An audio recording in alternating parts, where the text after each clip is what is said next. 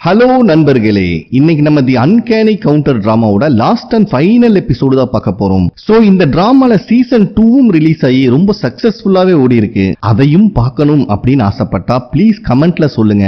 Upcoming டேஸ்ல அதையும் பார்த்தரலாம். இப்ப வாங்க டிராமாக்குள்ள போகலாம். டிராமாவோட ஸ்டார்டிங்லயே நம்ம ஆளுங்க கொலமாசா நடந்து வந்துட்டு இருக்கானுங்க. ஆப்போசிட்லயே மேயரும் மரணமாசா வரான். வந்தவன் நம்ம ஆளுகளை பார்த்து சிரிச்சு வெறுப்பேத்தறான். கடுப்பான ஹீரோ அந்த இடத்தை சுத்தி டெரிட்டரியும் கிரியேட் பண்ணிடுறாரு. அதுக்கப்புறம் இவனுங்க மேயரை புரட்டி எடுக்கலாம்னு நினைச்சா இவனுங்க 4 பேத்தையும் நம்ம மேயர் அசால்ட்டா சமாளிக்கிறான். இத பார்க்கும்போது ஹீரோக்கு நல்லா புரிஞ்சிருது பயபுள்ள ரொம்பவே ஸ்ட்ராங் ஆயிட்டான் அப்படின்னு.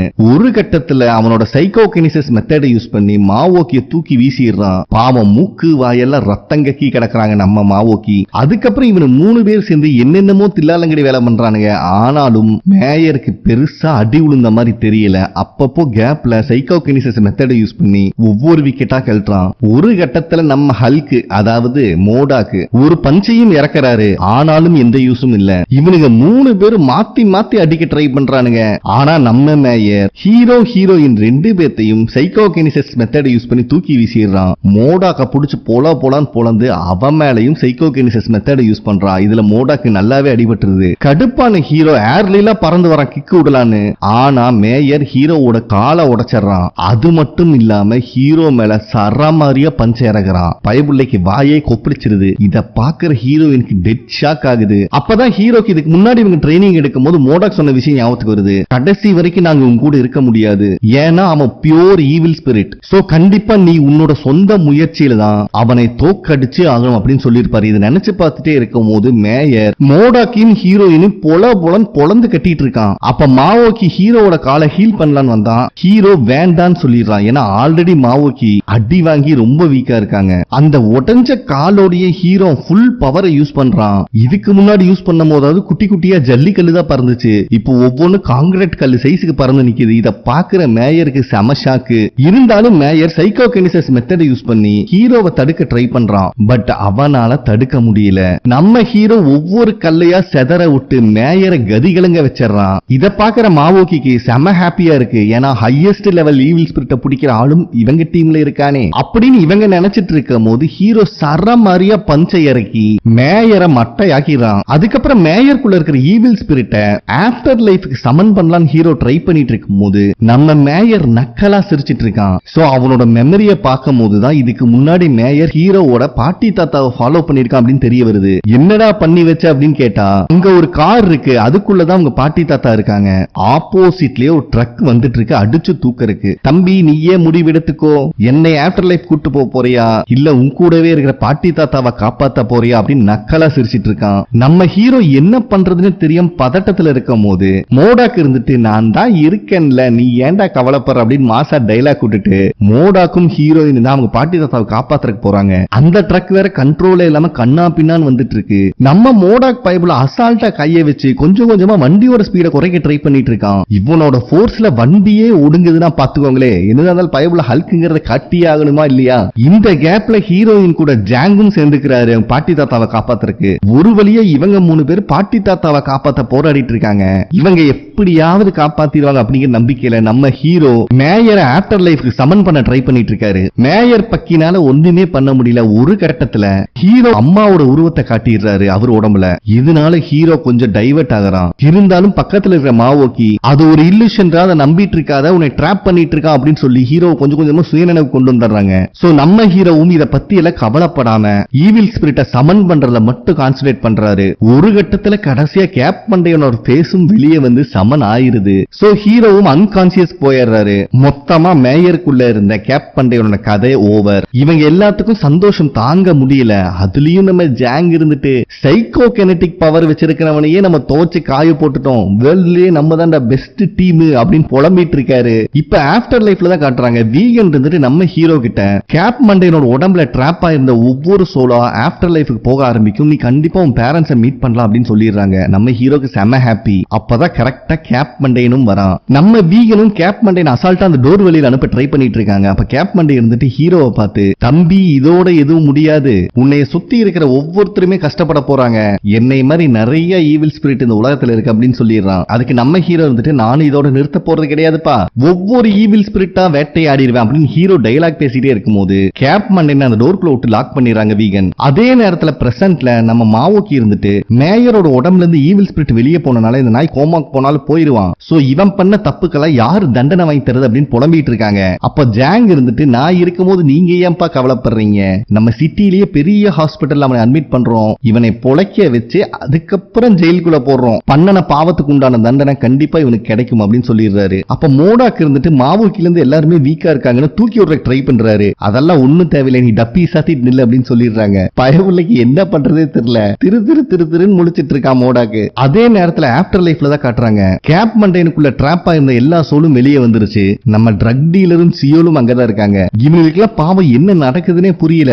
இவனுக்கு இறந்தது இவனுக்குனாலே ஏத்துக்க முடியல. அப்ப சியோல் இருந்துட்டு தயவு செஞ்சு எனக்கு இன்னொரு சான்ஸ் கொடுங்க அப்படின்னு பர்ஃபார்மன்ஸ் போட்டுட்டு இருக்கான். ஏதோ இவனை பூமிக்கு திருப்பி அனுப்பிடுவாங்க அப்படின்னு நினைச்சிட்டு, தம்பி நீயே இவ்வளவு பர்ஃபார்மன்ஸ் பண்ணும்போது உன்னோட குருநாதரா நானு அப்படின்னு சொல்லிட்டு ட்ரக் டீலரும் பர்ஃபார்மன்ஸ் பண்ணிட்டு இருக்கான். பட் யாருமே இவங்களை மதிக்கிற மாதிரி இல்ல.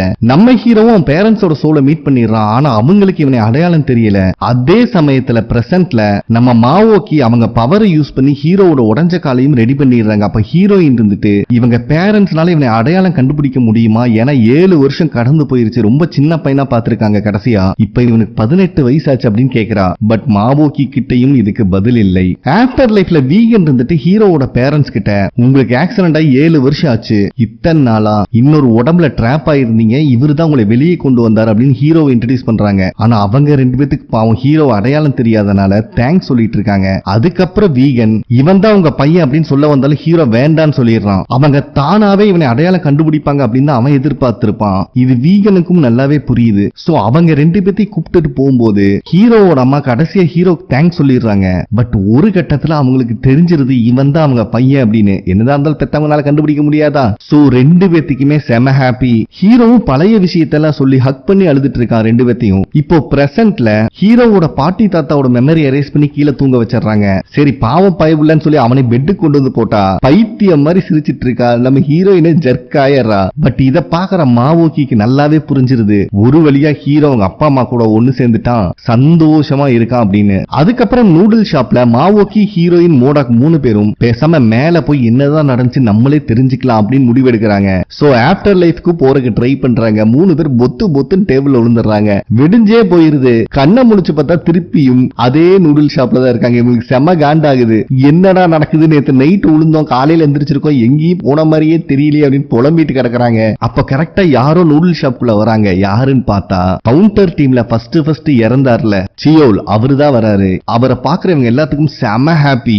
எப்படிதான் இங்க வந்தேன்னு கேட்டா, ஏண்டா அவங்களுக்காக எத்தனை வருஷம் நம்ம வேலை செஞ்சிருக்கோம், ஸ்பெஷலா ஒரு ரிக்வெஸ்ட் வச்சேன், உங்களை மீட் பண்ணிட்டு வரக்க பர்மிஷன் கொடுத்துட்டாங்க அப்படின்னு சொல்றாரு. சோ இவங்க எல்லாருமே சியோல் கூட ஜாலியா பேசி டைம் ஸ்பெண்ட் பண்ணிட்டு இருக்காங்க. நெக்ஸ்ட் டே நம்ம மோடாக் ஜூனியர் டிடெக்டிவ் தான் வந்து மீட் பண்றாரு. கேப் மண்டைய வச்சிருந்த ஆடியோ ரெக்கார்டிங் டிவைஸையும் கொடுக்கிறாரு. ஏன்னா இதுல மேயர் மோடாக்கையும் ஹீரோயினையும் போட்டு தள்ள சொன்னது நல்லாவே ரெக்கார்ட் ஆயிருக்கு. அது மட்டும் இல்லாம ஸ்டார்டிங்ல இருந்து இப்ப வரைக்கும் மேயர்னால இறந்தவங்க காணாம போனவங்க எல்லா லிஸ்டையும் எடுத்து கொடுக்கிறாரு. இத பாக்குற ஜூனியர் டிடெக்டிவே ஷாக் ஆகறான். பேசாம மறுபடியும் நீங்க டிபார்ட்மெண்ட்ல ஜாயின் பண்ணலாம்ல அப்படின்னு கேக்குறான். பட் மோடாக் முடியாது, அதை விட முக்கியமான கடமை எனக்கு நிறைய இருக்கு அப்படின்னு சொல்லிடுறாரு. அதே நேரத்தில் இன்வெஸ்டிகேஷன் ரூம்ல பிரதர் காரனையும் டைசனையும் உட்கார வச்சு போலீஸ்காரங்க இன்வெஸ்டிகேட் பண்ணிட்டு இருக்காங்க. சோ டைசன் சொன்ன மாதிரியே பிரதர் காரன் எல்லாமே நான் தான் பண்ண அப்படின்னு எல்லா பள்ளியும் ஏத்துக்கிறான். போலீஸ்காரங்க இதுதான் சான்ஸ்னு. ஏன்டா உன் பிரதர் இறந்த விஷயம் உனக்கு தெரியவே தெரியாதா, மேயரோட வீட்டுல தான் டெட் பாடி கிடைச்சது அப்படின்னு சொல்லிடுறாங்க. இதை கேட்கிற பிரதர் காரனுக்கு கொல்லா காண்டாகுது.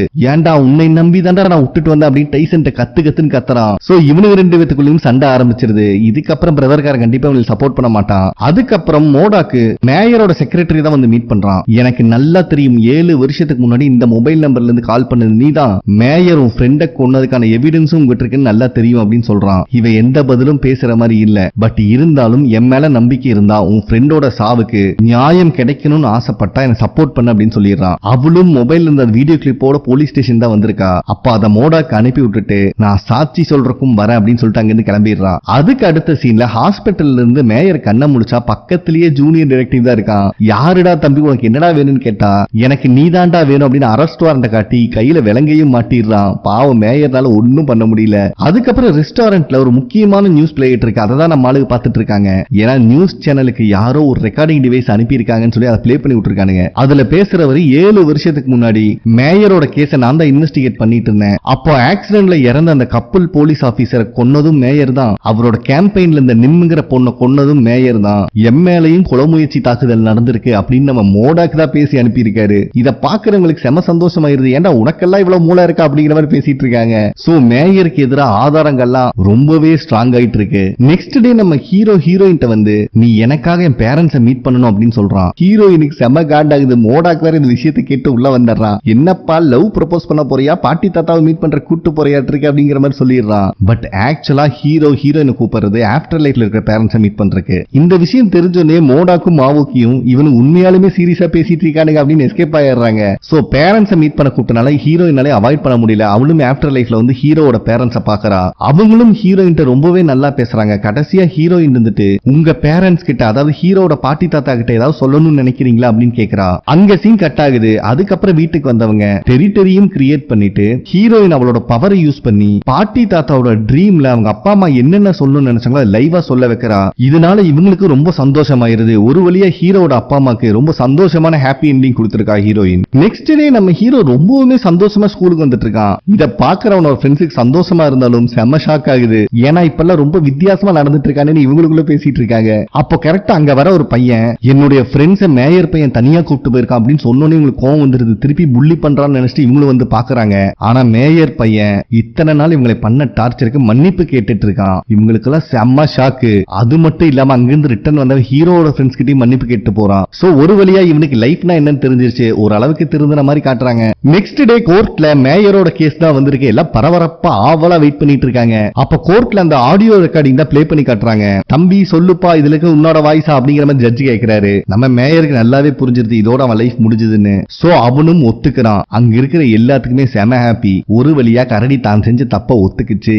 சோ இந்த ஆடியோ ரெக்கார்டிங் டிவைஸை பேஸ் பண்ணியும், அது மட்டும் இல்லாம மேயரோட பையனே இந்த ட்ரக் டீல வீட்டுல இறந்து கிடந்தான் அப்படிங்கறது சொல்லியிருக்கான். அதை பேஸ் பண்ணியும் நிம் சொன்ன விஷயத்தை பேஸ் பண்ணியும் நம்ம மேயருக்கு தண்டனையை கொடுத்துறாங்க. எல்லாத்துக்குமே ரொம்ப ரொம்ப ரொம்ப சந்தோஷம். நெக்ஸ்ட் சீன்லயே ஒரு மாசத்துக்கு அப்புறம் ஆஃப்டர் லைஃப்ல காட்டுறாங்க. நம்ம மோடாக்கு கொந்தளிச்சிட்டு இருக்காரு. என்னடா நினைச்சிட்டு இருக்கீங்க, நீங்க அலாட் பண்ண ஏரியாக்குள்ள வேட்டையாடுறக்கே ட்ரௌசர் கிளி. அப்ப வீகன் இருந்துட்டு தம்பி யாருமே அசைக்கவே முடியாத சைக்கோகினெட்டிக் பவர் இருக்கிற ஈவில் ஸ்பிரிட்டையே நீங்க வேட்டையாடிட்டீங்க. சோ நம்ம ஏரியாவை தவிர மத்த ஏரியாலையும் நிறைய ஈவில் ஸ்பிரிட் ஒளிஞ்சிட்டு இருக்கு. அதை வேட்டையாடுறது உங்க கடமை இல்லையா அப்படின்னு சொல்றாங்க. ஏண்டா இவ்வளவு பெரிய விஷயம் பண்ணிருக்கோம், ஏதாவது வெக்கேஷன் கொடுத்து லீவுக்கு அனுப்புவீங்கன்னு பார்த்தா மொத்த கண்ட்ரி ஜல்லட போட சொல்றீங்களேடா, இது எப்படா நியாயம் அப்படின்னு புலம்பிட்டு இருக்கான். இதுல மாவோக்கிக்கும் காண்டாகுது. ஒவ்வொரு ஈவில் ஸ்பிரிட்டை பிடிக்கும் போதும் எங்களுக்கு எவ்வளவு அடிப்படுது தெரியுமா, அதுல இருந்து ரெக்கவர் ஆகிறதுக்கு எவ்வளவு டைம் ஆகும் தெரியுமா புலம்பிட்டு இருக்காங்க. அப்ப ஆஃப்டர் லைஃப்ல அந்த குட்டி பையன் வாயை வச்சுட்டு சும்மா இல்லாம நாங்கெல்லாம் இது சம்பந்தமா நிறைய மீட்டிங் போட்டுதான் இந்த முடிவுக்கே வந்திருக்கோம். இது எல்லாத்துக்கும் காரணம் நம்ம ஹீரோ தான். என கேப் மண்டே இந்த கடைசியா பேசும்போது ஒவ்வொரு ஈவில் ஸ்பிரிட் விடாம வேட்டையாடுவேன் அவன் சொன்னது தப்பா போயிருக்கு பாவம். இதை கேள்விப்பட்டோன்னு இவன் டீம்காரங்களே இவன் மேல கோவத்தை காட்டுறாங்க. அப்ப வீகன் இருந்துட்டு இதை பத்தி எல்லாம் நீங்க கவலைப்படாதீங்க, இன்னும் நிறைய பேரை கவுண்டர் டீம்ல நாங்க ஜாயின் பண்ண போறோம். சோ இந்த மொத்த கண்ட்ரியும் நீங்க டேக் ஓவர் பண்ணியே ஆகணும் அப்படின்னு சொல்லிடுறாங்க. அதுக்கப்புறம் எல்லாரும் கார்ல ரிட்டர்ன் போயிட்டு இருக்கும் போது பாவம் ஹீரோ தெரியாம கையை தூக்குனதுக்கு ஷர்ட் கிழிஞ்சிருது. சரி யாரு கவலைப்படாதீங்க, என்கிட்ட இன்னும் 9 செட் இருக்கு அப்படின்னு அவனே அவன் மனசை தேத்திட்டு இருக்கான். அந்த சமயத்துல ஹீரோயினுக்கு ஒரு ஈவில் ஸ்பிரிட் ஸ்பாட் ஆயிடுச்சு, தயவு செஞ்சு வண்டியை திருப்பின்னு சொல்லிட்டு அங்க கிளம்பி போயிட்டு இருக்காங்க. இப்போ ஒரு இடத்துல 2 டெட் பாடிய ஆம்புலன்ஸ்ல ஏத்திட்டு இருக்கானுங்க. அப்ப அங்க இருக்கிற போலீஸ்காரர் இருந்துட்டு யார் இந்த விஷயத்தை பண்ணான்னு தெரியல, இவனை கட்டி போட்டு நம்ம ஸ்டேஷனுக்கே கால் பண்ணி இன்ஃபார்ம் பண்ணிருக்காங்க அப்படின்னு சொல்லிட்டு இருக்கான். இதை எல்லாத்தையும் நம்ம டீம் காரங்க தூரமா உட்காந்து பார்த்துட்டு தான் இருக்கானுங்க. எல்லாம் இவனுக்கு பண்ண வேலை தான். ஏன்னா இவனுக்குள்ள ஈவில் ஸ்பிரிட் போனனால இவன் ஃபேமிலி சேர்ந்தவங்களையே இவன் கொன்னுட்டான். சோ இந்த கேஸ் முடிஞ்சது. இப்பவாவது வெக்கேஷனுக்கு போலாம் அப்படின்னு சொல்லிட்டு இவங்க மனசார சாப்பிட்டு என்ஜாய் பண்ணிட்டு இருக்காங்க. அப்ப வெளியே சரம் மாதிரியே கார் வந்து நிக்குது. யாருன்னு பார்த்தா நம்ம ஜாங்கு. ஒண்ணு இல்லப்பா உன் டிரஸ் கிழிஞ்சிருச்சுன்னு கேள்விப்பட்டேன், அதான் நம்ம ஆளுகளை கூப்பிட்டு வந்தேன் அப்படிங்கிற மாதிரி சொல்றாரு. வண்டிக்குள்ள போய் பார்த்தா டிரஸ் டிசைனர்ல இருந்து எல்லாத்தையும் கூப்பிட்டு வந்திருக்காரு. சோ டீம் ஆளுகளுக்கு ஸ்பாட்லயே அளவெடுத்து டிரஸ் ரெடி பண்றாரு. அதுக்கு அடுத்த சீன்ல ஒரு 4 பேர் தலைதறிக்க ஓடிட்டு இருக்காங்க.